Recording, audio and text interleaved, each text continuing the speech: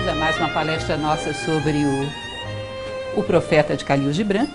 Nós já estamos, alguns têm vindo mais assiduamente, outros estão vindo pela primeira vez. E sempre aqueles que vêm pela primeira vez, eu preciso contar brevemente a história. Então, os que têm comparecido assiduamente já sabem decora esse iniciozinho da história, né? Para apenas que peguem o contexto, por que fazemos isso. A ideia é tornarmos o profeta de Gibran mais compreensível. Fazermos com que ele tome uma dimensão filosófica. Em geral, é muito comum, ouvimos pessoas recitarem Gibran, ou mesmo lemos e entendemos 2D. Uma coisa bonita, palavras bonitas, é bastante harmonioso, mas complexo às vezes. Tem certos trechos de Gibran, se não fosse o auxílio da filosofia, eu não faria nenhuma ideia do que ele está querendo dizer ali. Porque, como eu expliquei para vocês já algumas vezes, ele pretende resumir todos os fatores importantes da vida humana num livro de 100 e poucas páginas. Então ele vai tratar assuntos como o amor em 2 páginas e meia. É evidente que com essa amplitude em termos horizontais, ele tem que aumentar a profundidade. Então é um livro de leitura difícil, porque nós não somos tão atentos assim. Numa dispersão você perde 2, 3 palavras, já não entende mais o que ele está querendo dizer. Por quê? Quando você quer explicar o amor em 2 páginas, 3 palavras é muita coisa. Se você perder 3, já perdeu muita coisa. É um livro que exige muita concentração. E ao mesmo tempo relações com conceitos filosóficos.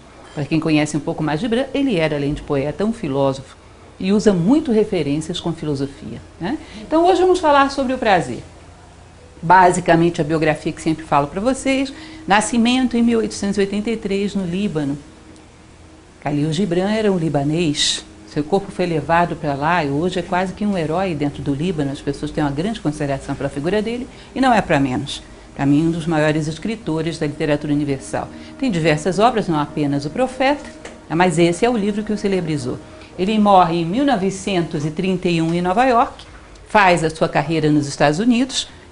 Sempre falo para vocês sobre uma figura muito importante, que é a Mary Elizabeth Haskell, que vai ser sua patrocinadora e, ao mesmo tempo, a mulher que ele se correspondeu por toda a vida e o apoiou em tudo que ele necessitou. Inclusive, o ajudou a escrever os livros que ele escreveu, sempre em parceria, trocando ideias com ela. Então, ela o apoia e viabiliza a sua permanência nos Estados Unidos. Ele vai morrer já bastante consagrado em Nova York, bastante jovem ainda, né? No auge da sua fama, do seu reconhecimento.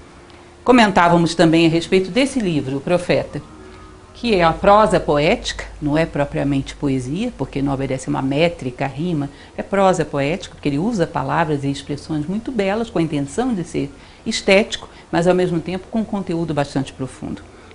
É muito difícil que a gente conceba um verdadeiro poeta que não tenha um conteúdo profundo e uma forma bela. Essas 2 coisas são indispensáveis. Ou seja, tem quase que como premissa que um verdadeiro poeta tem algo de filósofo. Ele tem que ter, em primeiro lugar, algo a dizer e depois dizê-lo de forma bela. E dentro dessa categoria é muito difícil que alguém concorra com Khalil Gibran. Ele tinha muito a dizer, que sabia dizê-lo de uma forma extraordinariamente bela. Vocês vão ver por si mesmos, tá? Então, o livro O Profeta, a princípio, contou com um descrédito muito grande, porque as pessoas acharam que poesia, ainda mais de um jovem que nem americano não era libanês, quem ia comprar isso? Contava para vocês que o editor hesitou em lançar, fez apenas 1000 exemplares na primeira tiragem. Não vai vender. Vendeu, que ele nunca imaginou isso, vende até hoje, traduzido em mais de 40 línguas. A ideia é que nós tornemos ainda mais popular essa obra e, sobretudo, mais entendida, né? Compreendida em maior profundidade. Basicamente, como já conversamos muito também, a história é a história do profeta do título, que é um homem chamado Al-Mustafa, o eleito, o escolhido, o nome significa isso. Era um sábio, que num determinado momento resolve se deslocar da ilha em que vivia para uma cidade, chamada Orfalese. Disse que Khalil Gibran se inspirou nos mistérios órficos em Orfeu, para colocar esse nome nessa cidade. Ele vai a essa cidade para ensinar algo, mas ninguém dá a mínima atenção para ele. O toma como um mendigo, como um andarilho. Ele fica 12 anos em Orfalese, até que resolve voltar para casa. Vem um barco vindo da sua ilha, ele resolve voltar com eles. Existe uma teoria que é importantíssima, das coisas mais importantes para a gente gravar nessa leitura, né? Que é a teoria oriental do impacto, que eles dizem que no impacto se produz a consciência. Quando os moradores de Orfalese percebem que vão perdê-lo, é que correm atrás para tentar aprender alguma coisa com ele. Não é comum isso? Entre duas cores, percebemos ambas. Não perceberíamos o cinza se o mundo inteiro fosse cinza. Numa hora ele cessa e começa o preto, começa o prateado. E aí percebemos que são duas cores. Entre o silêncio e o som, entre o ter e o não ter, percebemos o valor das coisas que temos quando perdemos. Percebemos o valor da vida diante da morte. No contraste, a consciência se produz. Aí as pessoas percebem, vamos perder Al-Mustafá. Corre, vamos perguntar coisas para ele. Todo mundo o cerca e começam a fazer perguntas. Cada pergunta, um capítulo. Tá? Então fala-se sobre o amor, sobre a amizade, sobre o matrimônio, sobre os filhos, sobre tudo que vocês possam imaginar. Num livrinho desse tamanho. Parece incrível, mas é todas as equações básicas, todos os parâmetros básicos da vida humana estão ali. Num livro muito pequeno. Né? Então, trata-se de um mito. Isso é importante também, para que a gente entenda que esse número 12, que são os 12 anos que Al-Mustafá passou em Orfalese, é um ciclo zodiacal, é uma vida humana. Ele passou toda a sua existência e agora vai sintetizar o aprendizado da sua existência. É ele dialogando consigo mesmo. Nunca é demais repetir que, como dizia Aristóteles na sua arte poética, no mito só tem um personagem, que é o ser humano. E todos os personagens à sua volta são subestruturas psicológicas dele, que ele está vendo e dialogando com elas. Agora ele conquistou o centro de si próprio, a sabedoria, e dialoga com tudo que vive à volta dele. Então, da mesma maneira que Jung falava dos sonhos, que nos sonhos não tem ninguém além de você, é você dialogando com todos os teus pequenos eus, simbolizados fora para que você os veja dentro. Ele aí está dialogando também, sintetizando a sua vida. Vejam que eu coloco um trechinho no início, que é a última frase que ele fala antes de entrar no barco e ir embora, que mostra muito claramente isso, para que vocês não achem que isso é uma dedução minha. Isso é o que ele diz quando entra no barco para ir embora de Orfalese. Ele vira para trás e diz: fica sabendo, portanto, que hei de voltar do silêncio maior. Não esqueças que voltarei para ti. Um pouco de tempo, um momento de repouso sobre o vento, e uma outra mulher me dará a luz. Isso ele diz para Orfalese antes de partir. Mas não vai entrar no mérito de questões doutrinárias. Sim, Gibran era reencarnacionista. Mas o que ele fica claro nesse trecho que eu queria destacar para vocês é que ele está se despedindo da vida. Ou seja, é um mito realmente. É uma síntese de toda a sabedoria que o homem recolheu ao longo de uma vida e que ele está presenteando antes de partir. Entendam que o profeta foi um projeto da vida de Gibran. Ele, garoto, quando chega nos Estados Unidos, ele já pensa em fazer o profeta. Mudou o nome, não era esse nome desde o início. Ele pensava em colocar a viagem, depois a própria Mary Haskell sugeriu o profeta. Enfim, existe aí um tempo de germinação dessa ideia. Mas a vida inteira ele pensou em escrever o profeta, que era como se fosse uma síntese toda.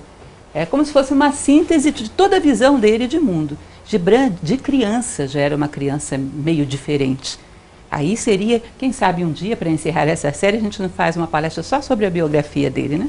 Ele era pequeno no colégio, em Bicharré, no Líbano, e ele, muito ansioso pelo conhecimento, diz que o professor virou para ele e falou: meu filho, você tem que subir um degrau de cada vez. Aí diz que ele virou para esse professor e disse: mas as águias não sobem degraus. Ou seja, ele era realmente uma águia, uma criatura com uma certa maturidade que não correspondia à sua idade física, um gênio. Né? Então toda a vida dele é muito coerente com o profeta, é como se ele fosse recolhendo experiências da vida, já pensando em oferecê-las nesse livro, desde jovem, tá? Desde de quase adolescente, quando chega nos Estados Unidos. Então, hoje o capítulo é sobre o prazer, um pequeno capítulo, aqueles que têm vindo sabem que a gente coloca todo o texto aqui e vai comentando frase por frase. E quem já veio sabe também que nunca as palavras são aquilo que a gente espera delas. Eles nunca são. Eu chamo de alfabetização Gibran, porque tudo que a gente pensa ele vai para o outro lado. E aqui também é bastante diferente, porque ele considera o prazer como algo muito interessante, como se fosse um canto de liberdade da alma, querendo vencer os seus limites. Só que ele considera que o homem se satisfaz, como se fosse a história da escada, com o primeiro degrau e desiste de todos os demais. E o prazer tem vários níveis de prazer, e que o homem se abandona no primeiro degrau. E ao invés do prazer expandir, ele limita. Ao invés dele libertar, ele escraviza. O prazer limitado a um prazer instintivo não gera liberdade, muito pelo contrário, gera escravidão. Ele vai então explicar quais seriam as possibilidades do prazer, quando você transita através dele e vai crescendo, e não quando você se detém. É como se você pensasse, o professor Jorge Ângelo Braga, que era um filósofo que fundou Nova Acrópole, ele falava sobre isso. O primeiro par de sapatinhos que você usou não era ruim, era o que cabia no teu pé naquela época. Mas seria ruim você querer estar calçando aquilo até hoje. Percebe? Primeiro degrau da escada não é ruim, mas é ruim você querer se deter aí. Então, os primeiros impulsos do prazer é de se esperar que não sejam os prazeres lá muito requintados, mas é ruim quando o homem se restringe a isso. Existe um universo de possibilidades para cima, que a condição humana faculta para ele. Que é exatamente o que ele vai falar nesse capítulo sobre o prazer. Vamos lá, então. Lembrem que quem pergunta sempre tem a ver com aquilo que é perguntado. Então, quem pergunta para ele nessa ocasião é um ermitão. Um ermitão que visitava a cidade uma vez por ano. Acercou-se e disse: fala-nos do prazer. E ele respondeu dizendo: percebam bem, um ermitão, em geral, pelo menos a visão estereotipada que a gente tem, sempre cabem exceções, é uma pessoa que renunciou a todos os prazeres e vive uma vida ascética, metido dentro de uma caverna, sem se permitir nada. E muitas vezes, em certas ocasiões da história, não todos os casos, repito, mas nós tivemos ocasiões onde o prazer foi considerado um pecado. Exemplo, Idade Média. Idade Média chegava ao ponto dos monges, algumas vezes, usarem um capuz para não pegarem a brisa fresca, porque sentir o prazer da brisa fresca era um pecado. Tá? Então, renunciar a tudo, considerando que isso em si tem algum valor. E ele coloca isso, lógico, propositalmente partindo de um ermitão, para mostrar para nós que esse tipo de radicalismo vai gerar distorções.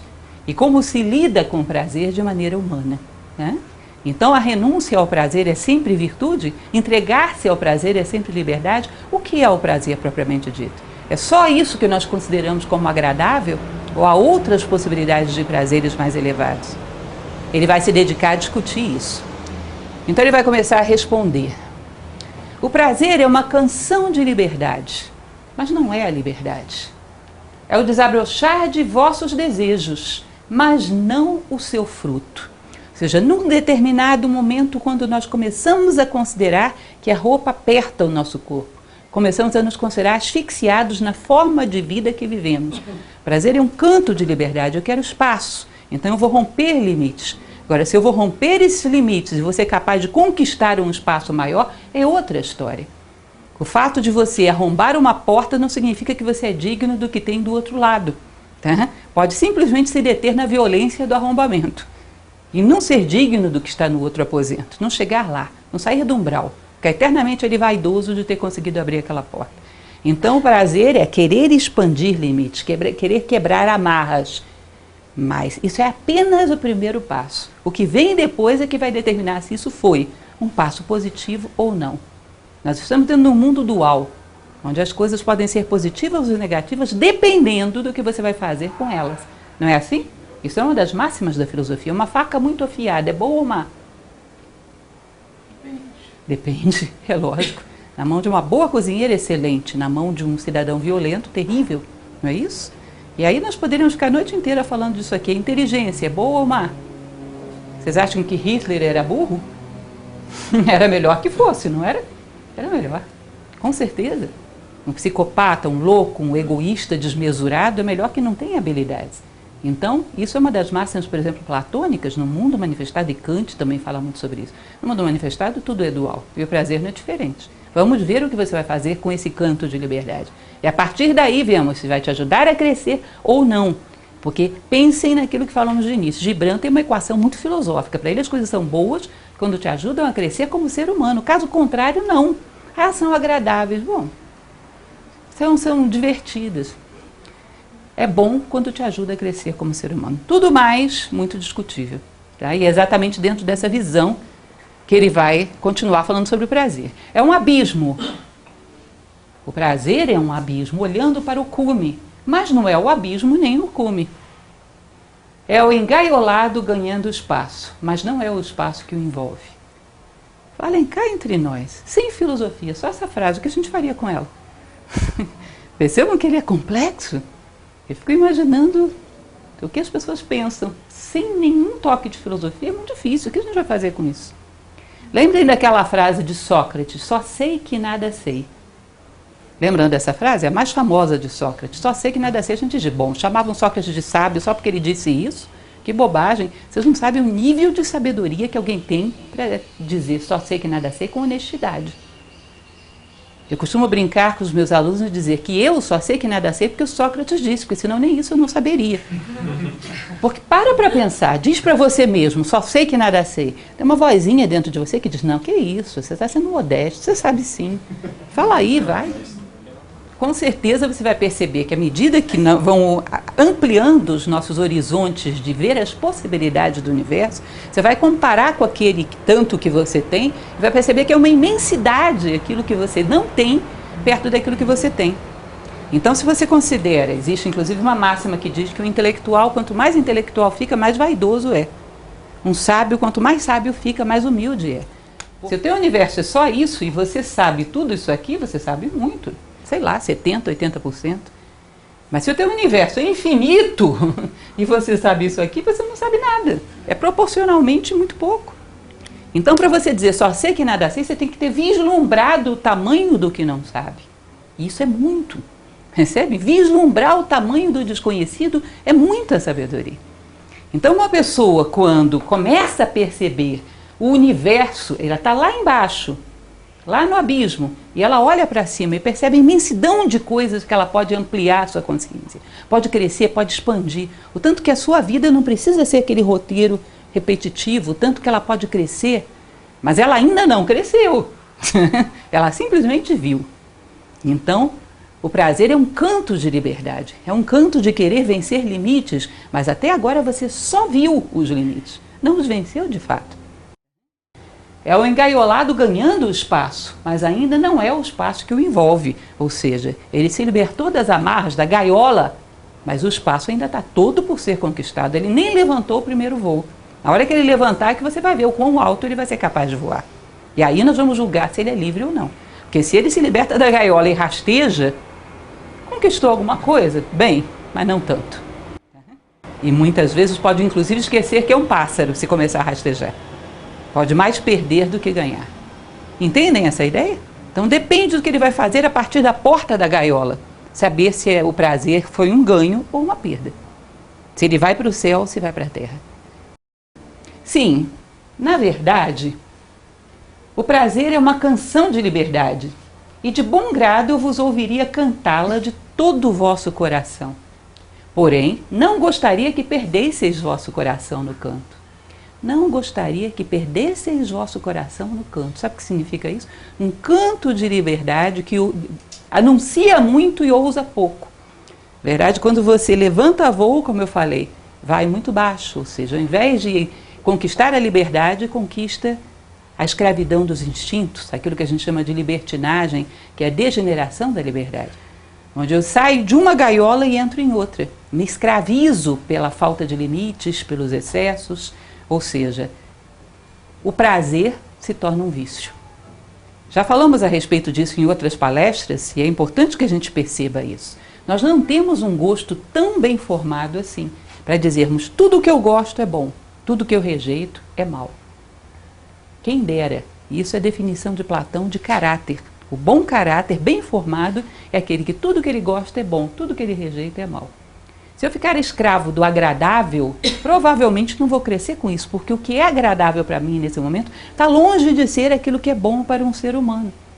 Se eu não tiver a capacidade de construir em mim asas, me entregar ao prazer, aquilo que é prazeroso para mim nesse momento, provavelmente vai me piorar, porque o meu gosto não é tão bom. Há um filósofo indiano que ele dizia que a evolução nada mais é do que a depuração do gosto. Entende? Aprender a gostar de coisas cada vez mais nobres e boas. Isso é levantar voo. Antes o meu prazer era só em possuir coisas.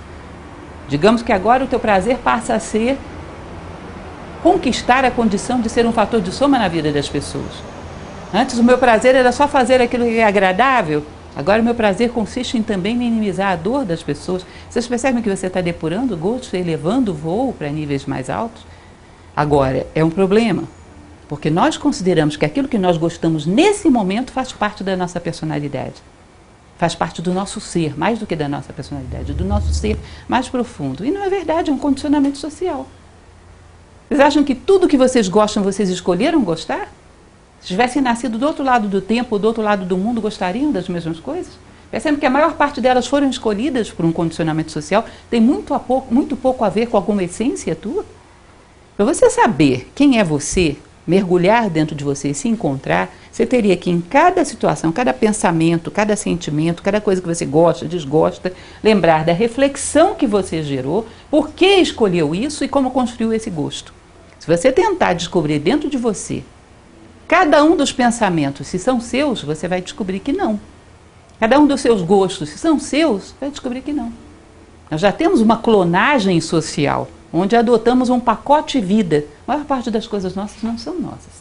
Tá? Então, por que tanto apego a elas? Depurar o gosto exige que você não se identifique tanto assim com aquilo que é agradável para você hoje, considerando como se isso fosse parte do seu ser. Entendem isso? Ser capaz de levantar voo significa deixar algumas coisas para baixo. Pensem no passarinho quando ele levanta voo. Sai do seu ninho e levanta voo. Os primeiros momentos devem ser um drama, né, gente? Olha para baixo aquele ninho, tão acolhedor, tão quentinho, tão fofinho e agradável. Deve ser um drama.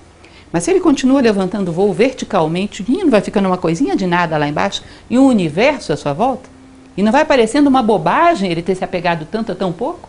E quanto mais elevado, não vai parecendo mais insignificante? Percebe?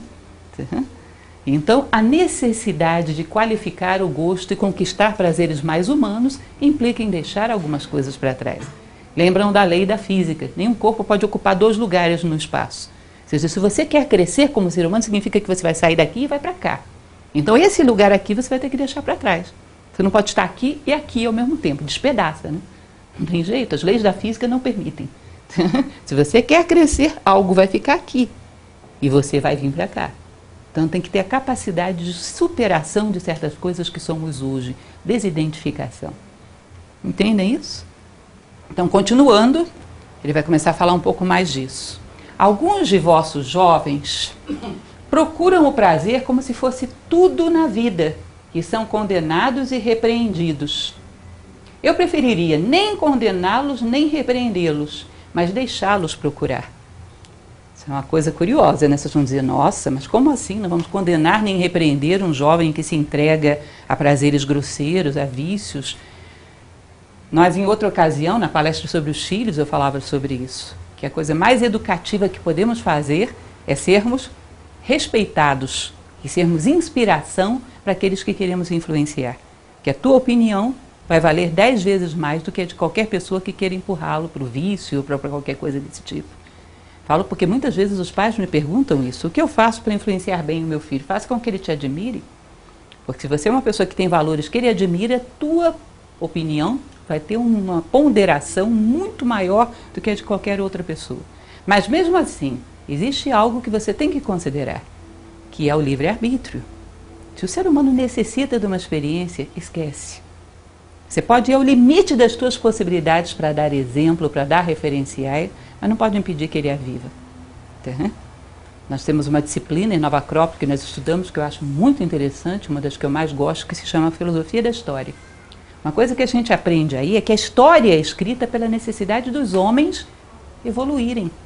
Eu preciso passar por ali para evoluir, a natureza vai te levar ali.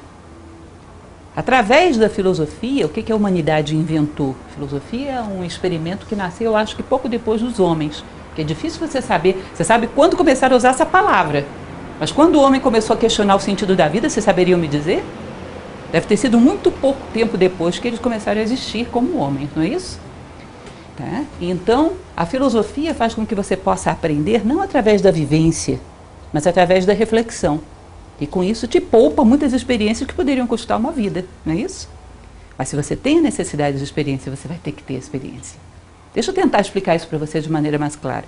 Se eu falar para vocês a respeito de uma droga pesada qualquer, que não vale a pena usar, porque o prazer que ela dá é desproporcional ao custo de vida que ela vai cobrar de você, que compromete tão seriamente que pode comprometer a tua vida daqui para frente, vocês podem acreditar em mim, tomar isso como possibilidade, observar outros casos e a partir daí realmente não precisar dessa experiência.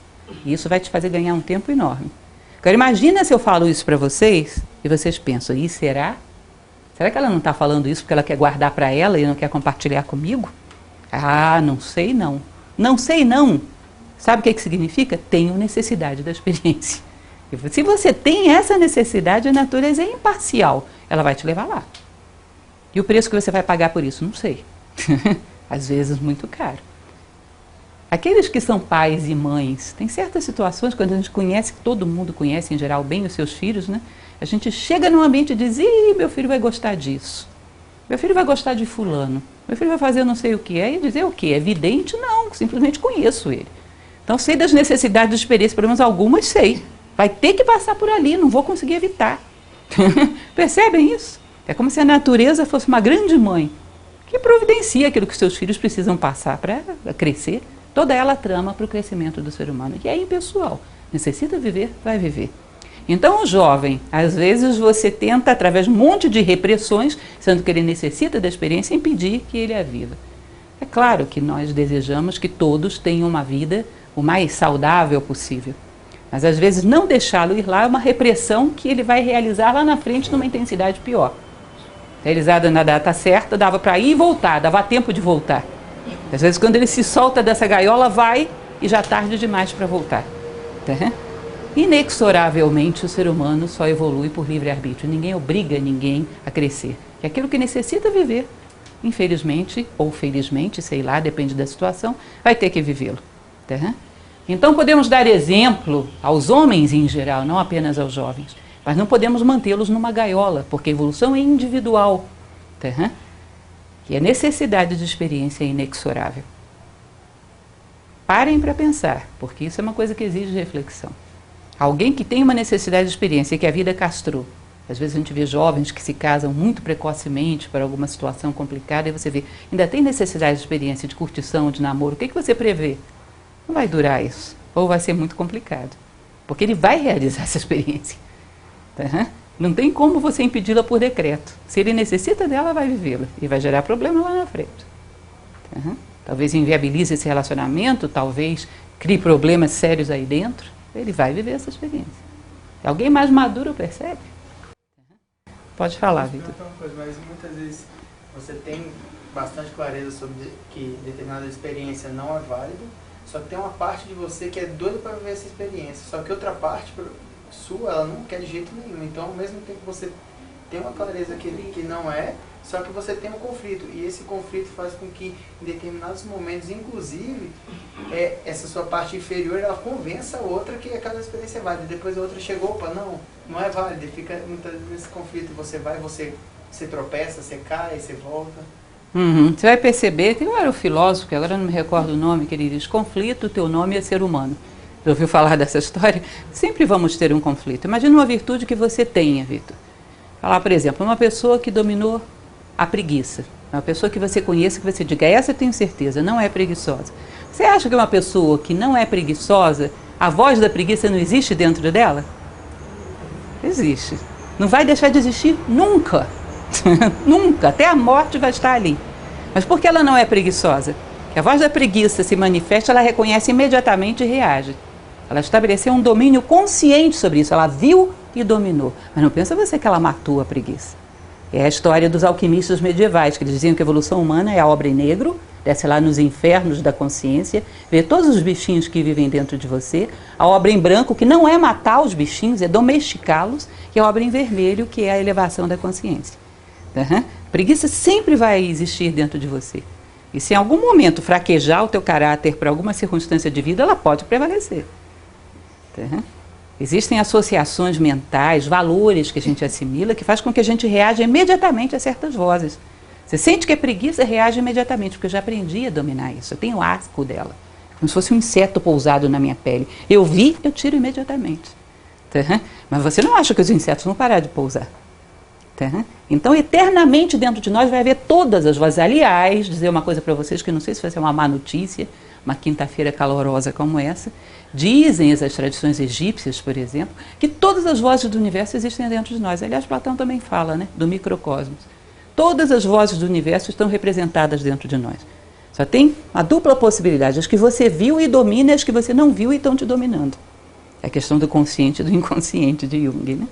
As que você viu, está de olho nelas. Eu confio muito mais quando uma pessoa chega para mim e diz, Eu sou preguiçoso, viu? Mas dou uma batalha. Todo dia eu dou a batalha. Eu sei que com esse provavelmente eu vou poder contar. Agora, uma pessoa que chega para mim e diz, eu preguiçoso? Não, de jeito nenhum.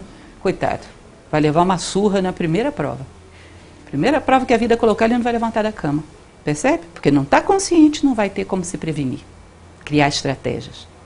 Entende isso? Essa e todas as vozes vão estar dentro de você. E o crescimento humano consiste em exatamente domesticá-las. Dominar tudo isso. Não é o que Al-Mustafa está fazendo, tudo reunido em volta dele? Ele com controle sobre tudo e sintetizando a sua vida no centro? É o que ele está fazendo. Bom, então, isso é a história do drama humano. A necessidade de experiência vai ser vivida. Daí essa grande transição, que se diz que é um ganho muito grande para o ser humano na filosofia, quando ele aprende a viver a experiência através da reflexão. Não precisa entrar nela e perder tanta energia e vida nesse processo. Pode refletir acerca da vida e crescer com isso como se fosse uma experiência concreta. Esse é o valor da filosofia. 7 são suas irmãs, 7 irmãs do prazer. E a última delas é mais bela que o prazer. Não ouviste falar do homem que cavava a terra à procura de raízes e descobriu um tesouro? Esse aí, então, é esotérico de tudo quanto é jeito. Eu fico imaginando essa frase solta, que sentido faz. Porque Gibran está falando de uma estrutura oriental que fala que o ser humano é septenário. Vocês nunca suspeitaram daqueles 7 anões da Branca de Neve, não? Lógico que a Branca de Neve tem uma fachada moral, as meninas boazinhas são felizes no final, mas ela tem um conteúdo muito profundo. Os 7 anões são 7 subestruturas do próprio homem. Acho que o homem tem uma base mortal. Isso diz a tradição indiana, se vocês não gostarem, briguem com eles.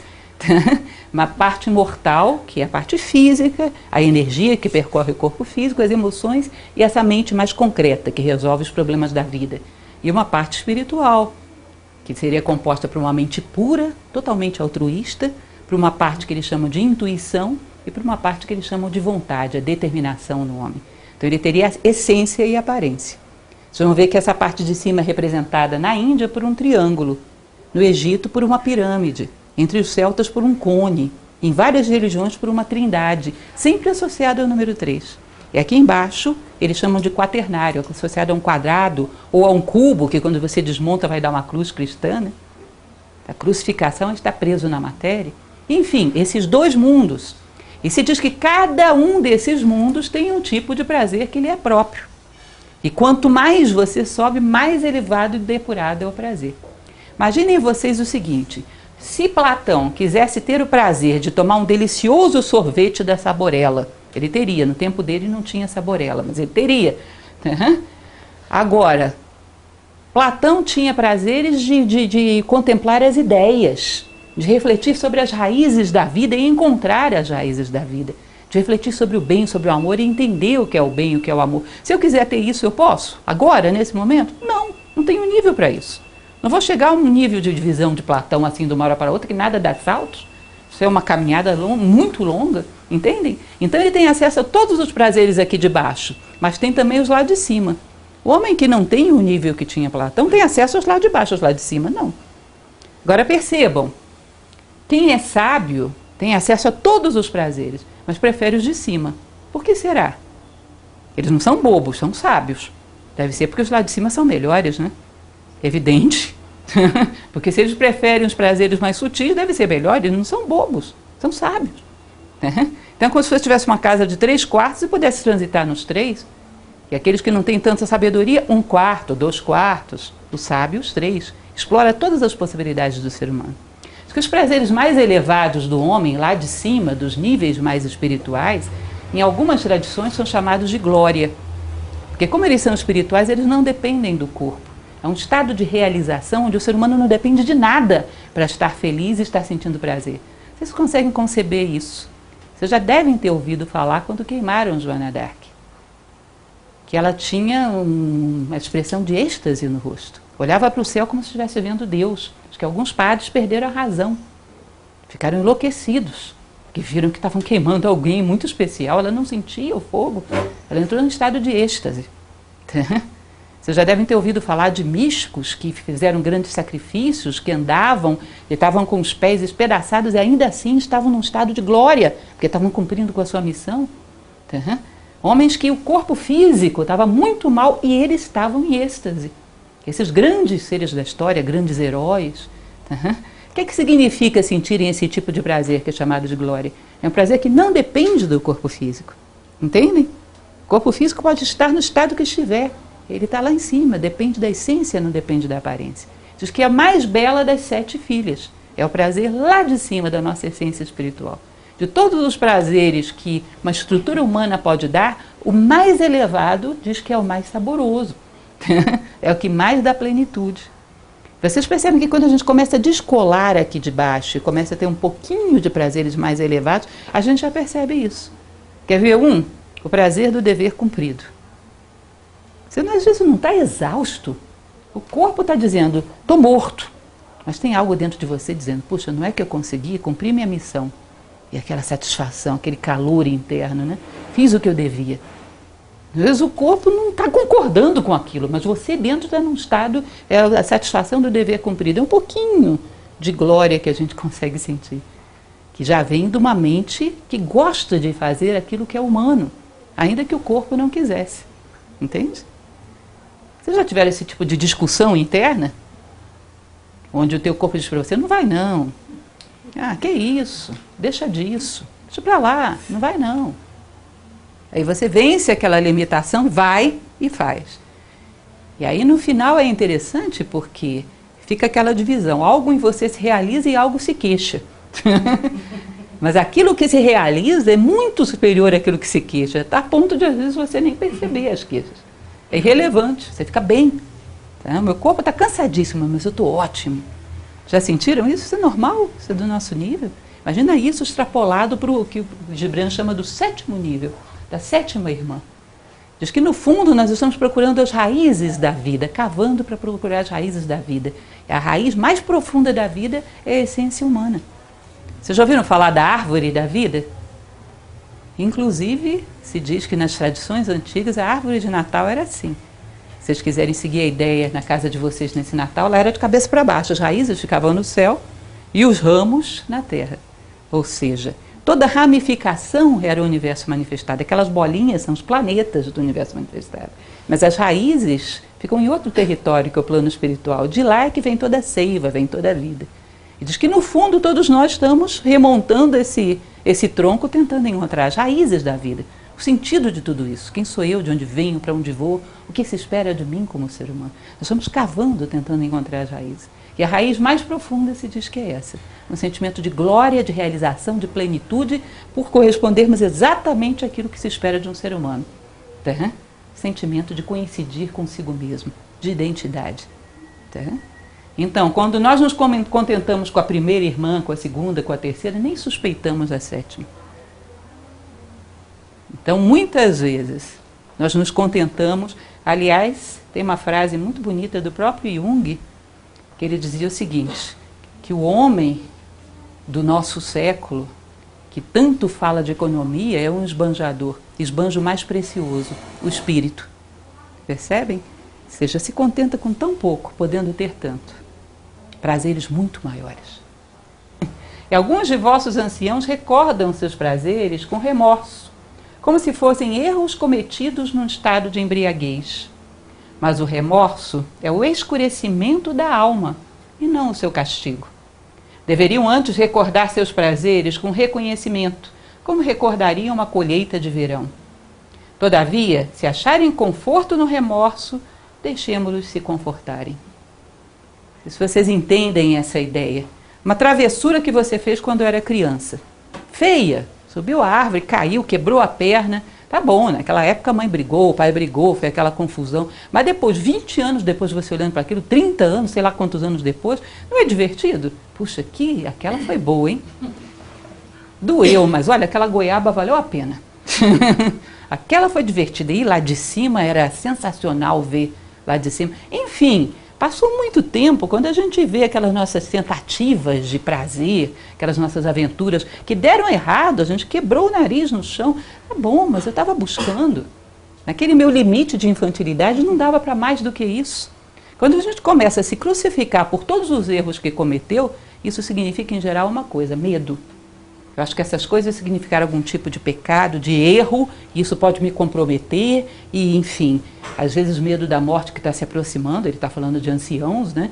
Sei lá se existe uma conta qualquer que está acreditando isso para mim, se isso me compromete diante de um além que vem por aí, sei lá. Se nós temos maturidade suficiente, aliás, isso é um limiar muito fácil de você reconhecer quando uma criança passa pela adolescência e quando ela começa a entrar na juventude, começa a ter um pouco mais de maturidade. Você percebe que o adolescente, para poder se afirmar, ele nega a infância? E o jovem já não mais. Ele acha engraçado, ele curte, já tem uma maturidade e uma distância suficiente que não tem medo de ninguém chamar ele de criança. Tá? Mas um garoto de 12, 13 anos, ele quer ficar longe de criança. Ele nega aquilo. Por quê? Ainda não tem maturidade para ver a infância com suficiente distância. Homem que não tem maturidade para olhar a sua vida com suficiente distância, para entender a intenção que havia por trás dos erros, se perdoar e achar tudo um pouco engraçado e não dramatizar tanto assim a vida, é sinal de que ainda não amadureceu. Os gregos costumavam dizer que a tragédia e a comédia era uma mesma situação, vista pela mente ou pelas emoções. As emoções tornam tudo tragédia. E a mente é fria, se ela analisa as coisas de fora com maturidade, tudo é uma comédia. Olha só que besteira que eu fiz, mas eu estava tentando. Estava buscando alguma coisa, quebrei a cara, mas estava tentando. Normalmente esse arrependimento é sinal de falta de maturidade e medo de algo. Mas ele diz, bom, se esse arrependimento traz consolo, deixa que as pessoas se arrependam. Se elas acham que com esse arrependimento há algum mérito, isso lhes dá conforto, deixa que se arrependam. Cada um procura e conquista o melhor que conseguiu, tanto que é o nível de raiz que conseguiu cavar. Deixa que cada um se contente com aquele pouco que achou. Não desmereça aquilo que cada um tem. O arrependimento dá conforto, deixa ter. Ele vai continuar falando exatamente disso. E há entre vós aqueles que não são jovens para procurar, nem velhos para recordar. E no seu temor de procurar e recordar, desprezam todos os prazeres por medo de afugentar ou ofender o espírito. Porém, na sua renúncia está o seu prazer. E assim eles também descobrem um tesouro, embora cavem com mãos trêmulas à procura de raízes. Ou seja, ele falou dos jovens primeiro, que tinham necessidade de experiência, depois falou dos anciãos que ficam se arrependendo da vida fora. Agora ele está falando de uma pessoa madura, na plenitude da vida, onde ela quer os prazeres e se, digamos assim, se reprime, renuncia, porque acha que na renúncia há algum mérito, ou que a entrega aos prazeres feriria o espírito. Na verdade, o que ele vai dizer adiante é que o espírito está muito acima disso. Se ela renuncia a um prazer que ela necessita ter, isso não é virtude. Tá? E se ela se entrega a eles, bom, esgota a experiência, né? Mas enfim, nem uma coisa nem outra tem nada a ver com espiritualidade. E é o que ele vai explicar na tela mais adiante, vai ficar mais claro isso. Mas dizei-me, quem pode ofender o espírito? Ofende o roxinol a quietude da noite, ou o pirilampo as estrelas? E poderá a vossa chama ou vossa fumaça sobrecarregar o vento? Credes que o espírito é um poço raso que podeis perturbar com um bastão? Deixa eu ver se eu consigo fazer vocês entenderem isso. Uma pessoa faz uma ação boa, mas essa ação foi totalmente motivada por interesses pessoais. Por medo do inferno, por desejo de um céu, por medo das pessoas pensarem mal dele, por desejo de ter reputação. Essa ação boa representa algo do ponto de vista espiritual? É uma troca, é um comércio. Lembrem daquela frase que eu falava para vocês daquele sábio indiano, Bodhidharma, quando o imperador da China chega para ele e diz, eu construí templos, eu traduzi escrituras, qual é o meu mérito? O Bodhidharma chega para ele e diz, nenhum, porque ações que buscam mérito não valem nada.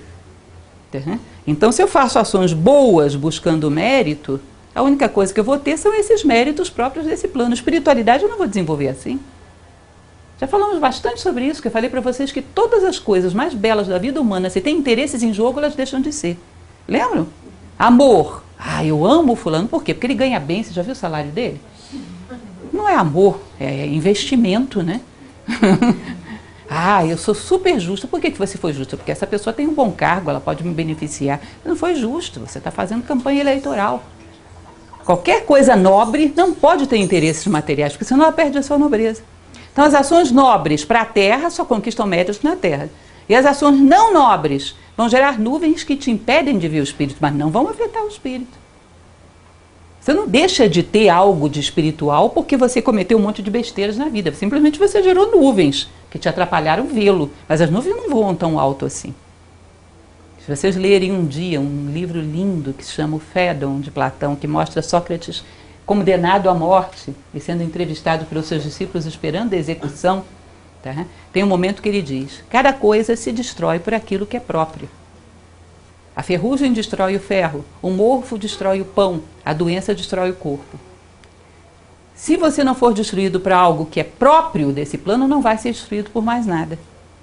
Qual é o vício da alma? Os defeitos morais.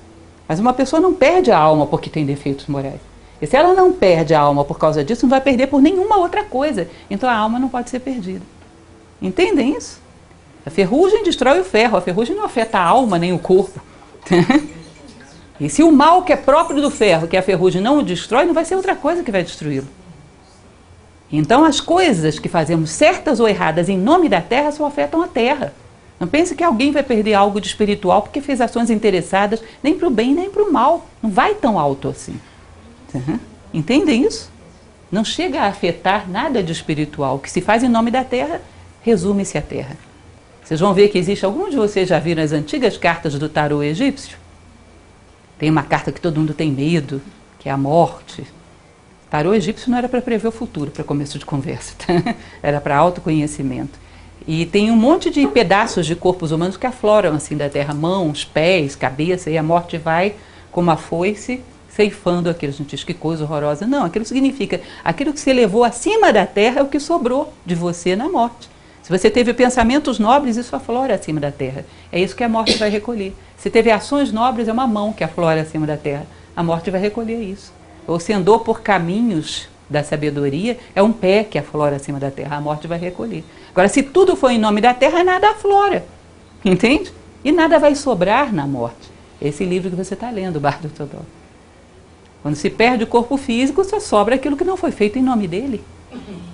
Entendem essa ideia? Ou seja, nada chega ao alto se não é feito tendo em vista o alto. Aí ele vai falar uma coisa muito interessante, que é a história da represa. Uma pessoa que se reprime, simplesmente querendo ter méritos espirituais, sem ter nível para isso, é que nem uma represa mal feita. Olhem a frase. Muitas vezes, ao negardes a vós mesmos um prazer, nada mais fazeis do que represar vosso desejo nos excessos do vosso eu. E quem sabe se o que parece omitido hoje não espera pelo amanhã. Então reprimo, eu tenho vontade de, sei lá, beber, usar drogas, promiscuidade, um monte de coisa. Reprimo. Sem inteligência. Você sabe o que aconteceria com uma represa que reprimisse a água sem inteligência? Sem deixá-la vazar medidamente para gerar energia? Uma hora essa água exerceria uma pressão tão grande que estouraria essa represa. Você sabe o que acontece quando uma represa estoura? Sai destruindo tudo uma distância enorme abaixo. Tudo, sai arrasando tudo. Assim é o homem que reprime necessidades sem saber trabalhá-las inteligentemente. Vocês já ouviram falar, por exemplo, de celibato, que muitas vezes é imposto a certos sacerdotes em várias religiões, sem que essa pessoa tenha nível espiritual para permutar isso por outra coisa. Quando arrebenta, acontece o quê? Aquela pessoa que tivesse exercido esse instinto nesse seu plano, com um casamento, com uma vida normal, quando reprime, estoura lá em cima, às vezes em coisas horrorosas. Que nós ouvimos falar de casos e mais casos, não é isso? Repressão sem inteligência, sem saber canalizar inteligentemente essa energia, quando não há nível para canalizar para coisas mais requintadas, como a água que se torna luz. Se não há nível para isso, é melhor exercê-la no seu plano, de maneira mais controlada. Tá? A repressão não é virtude. Entendem isso? Mesmo o vosso corpo conhece sua herança e seus direitos, e vós não o podeis iludir. E vosso corpo é a harpa de vossa alma. A vós pertence tirar dele música melodiosa ou ruídos dissonantes. Então, se o seu corpo te pressiona com a preguiça, com a gula, com o desequilíbrio, não é porque o seu corpo seja uma harpa defeituosa, é porque você não soube afiná-la. Porque o corpo tem direitos que são próprios dele, você tem que saber tratá-lo com justiça, dar a ele o que lhe corresponde. É o conceito de justiça platônica, dá a cada um o que lhe corresponde. Não é ele o culpado. Lembre a história do cachorrinho que eu falava para vocês. Alguns já ouviram essa história umas 2 vezes. Você tem cachorrinho em casa, ele é super educado, faz as suas necessidades no lugar certo, aí chega uma visita na sua casa e diz: como você é sortudo, o cachorro lá de casa é um inferno. Você não fica morrendo de raiva disso? Você já viu alguém sortudo? Como é que você fez para esse cachorro ficar educado desse jeito? 1000 vezes arrastando o focinho dele no tapete, dando palmada, levando no jornalzinho na área, não é isso? Jogando as gotinhas de pipi dog. 1000 vezes fazendo isso. Na 11ª ele aprendeu. Como foi que você conseguiu? Por disciplina, perseverança e constância. Educou o bichinho. Aí chega o visitante: oh, como você é sortudo. Ninguém é sortudo com o eu animal. Ninguém é sortudo. E o eu animal interno é igual ao externo. Você afinou a harpa, você vai ter música. Desafinou, vai ter ruído. Mas não é culpa da harpa, é você que não soube lidar com ela. Vocês acham que o eu animal interno é diferente do externo? É a mesma coisa. Perseverança, constância, determinação e saber quem manda aqui dentro. E não ceder. Se você cede uma vez, vai ter que começar tudo de novo. Não é assim?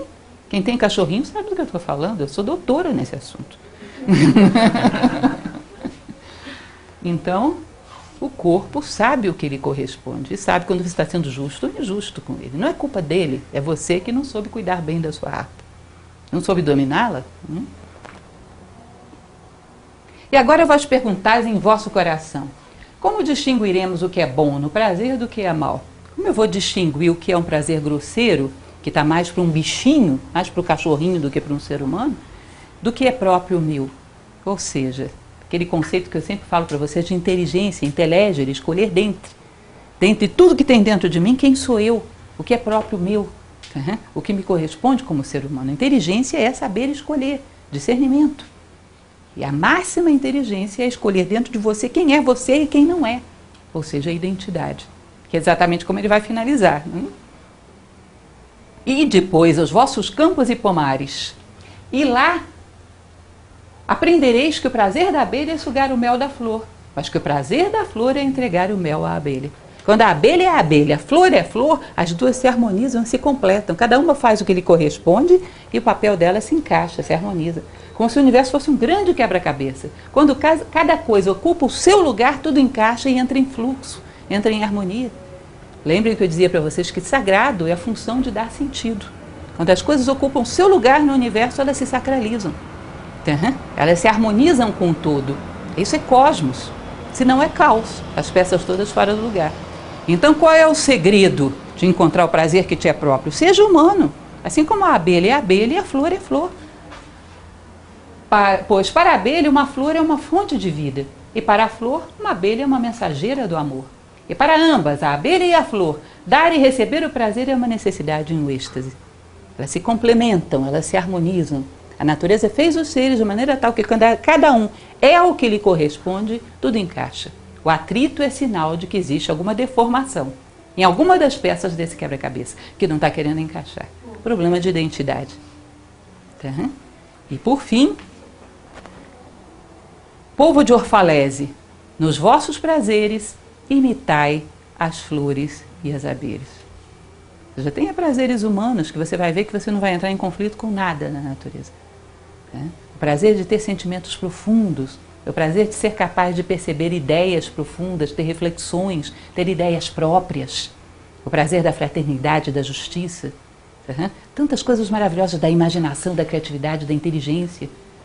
Imaginem vocês quantos desses prazeres tão humanos e tão maravilhosos, hoje em dia a gente desfruta e considera como prazeres comuns, correntes, valorizados. Então, nós buscamos prazeres da mera sobrevivência confortável, prazeres que estão mais para o animal do que para o humano. E como diz aquele filme Coração Valente, tem uma frase que eu acho muito bonita: todos os homens morrem, mas nem todos os homens vivem. Alguns só sobrevivem e desfrutam dos prazeres da sobrevivência, instintos. Os prazeres humanos, os homens que fizeram história eram aqueles que desfrutavam dos prazeres humanos. Porque quando você desfruta da inteligência, ela transborda e beneficia muitas pessoas além de você.